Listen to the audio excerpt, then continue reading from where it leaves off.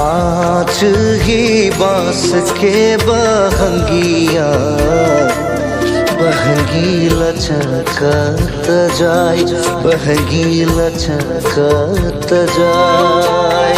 कांच ही बांस के बहंगिया बहंगी लचकत जाय बहंगी लचकत जाय।